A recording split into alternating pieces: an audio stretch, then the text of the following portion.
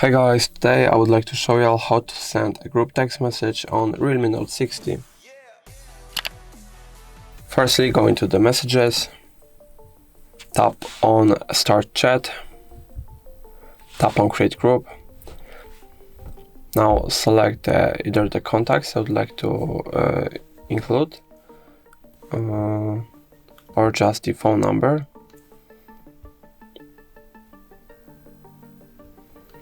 And now we can just tap on Next. You can create a group name, and now we can just send a message, and all of the replies are going to be in individual conversations. So that's going to be all. If I helped you, please leave a like and subscribe. And if you have any more questions, let us know in the comments.